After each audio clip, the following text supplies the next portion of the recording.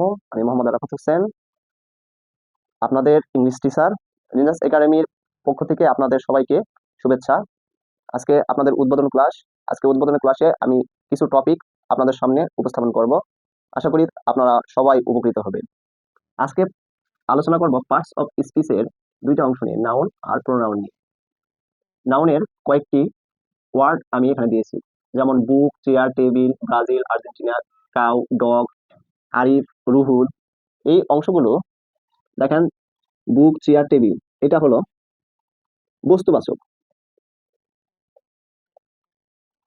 তারপর Brazil, Argentina দেশের নাম, এটা স্থানবাচক। তারপর কাউ, ডগ, এটা হলো প্রাণীবাচক।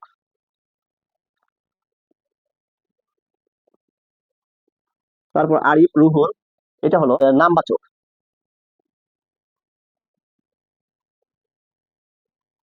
তাহলে আমরা দেখতে পারলাম যে নাউনে বস্তু, স্থান, প্রাণী, নাম থাকলে এগুলাকে আমরা নাউন বলবো। তাহলে নাউন কি কি? বস্তু, স্থান, প্রাণী, নাম, এগুলো যখন থাকবে সেন্টেন্সে তখন এগুলাকে বলবো নাউন। আর প্রোনাউন কিভাবে চিনবো? নাউনের বদলে যেগুলো বলবে বা নাউনের বিপরীতে যেগুলো বলবে সেগুলাকে আমরা বলবো প্রোনাউন। যেমন ধরো যে আমি ঢাকা গেছিলাম, একজনের সঙ্গে কনভারসেশন হচ্ছে, সে বলল যে আপনি কোথায় গেছিলেন। তাহলে আমি কি ওখানে বলবো যে আরাফাত ঢাকা গেছিল? তখন মানুষ কি বলবে? পাগল বলবে না? নাউনের বদলে যেগুলো বলবে সেগুলো হলো কি? প্রোনাউন। যেমন একটা সেন্টেন্স দেই,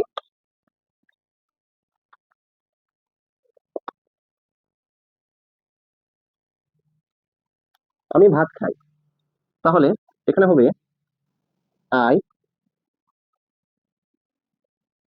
ইট